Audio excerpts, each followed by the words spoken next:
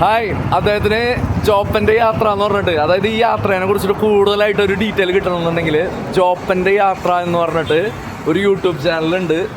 Okay, അപ്പോൾ ആ YouTube channel നോക്കാം. അപ്പോൾ ആ യൂട്യൂബ് ചാനൽ നോക്കുകയാണെന്നുണ്ടെങ്കിൽ ഇദ്ദേഹത്തിൻ്റെ യാത്രയും കാര്യങ്ങളൊക്കെ ബേസ് ചെയ്തിട്ടുള്ള വീഡിയോ, അദ്ദേഹത്തിന് പറയാനുള്ളത്, കാഴ്ചകൾ എല്ലാം കാണാവുന്നതാണ്. വലിയ വലിയ കാഴ്ചകളൊന്നുമില്ല, ചെറിയ ഗ്രാമപ്രദേശങ്ങളിലൂടെയാണ് എൻ്റെ യാത്ര. സിറ്റികളിൽ ഞാൻ കൂടുതൽ കയറാറില്ല. പിന്നെ ഇമ്പോർട്ടൻ്റ് ആയിട്ടുള്ള സ്ഥലങ്ങൾ വന്നാൽ മാത്രമേ ഉള്ളൂ. തീർച്ചയായിട്ടും. ഇപ്പോൾ തൃശ്ശൂരിൻ്റെ സെൻറ്ററിൽ വന്നിട്ട് തൃശ്ശൂർ സെൻറ്റർ കാണാൻ പോകുന്നത് ശരിയല്ലല്ലോ എന്ന് ഓർത്തിട്ട് മാത്രം തൃശ്ശൂർക്ക് എത്തിയതാണ്. അപ്പോൾ ജോബിൻ്റെ യാത്ര സംഭവം യൂട്യൂബ് ചാനൽ സബ്സ്ക്രൈബ് ചെയ്തോളോ, മാക്സിമം ആൾക്കാർ ഇത് ചെയ്തോളോ. കാരണം ആള് അങ്ങനെ വെൽ സൗണ്ടായിട്ടൊന്നും ഇറങ്ങിയിട്ടുള്ളതല്ല. സോ ആളുടെ ലൈഫിൽ ആളുടെ ഇഷ്ടത്തിന് വേണ്ടി ആള് എന്താ പറയുക, ഇനീഷ്യേറ്റ് എടുത്ത് ഇറങ്ങിയിട്ടുള്ളതാണ്.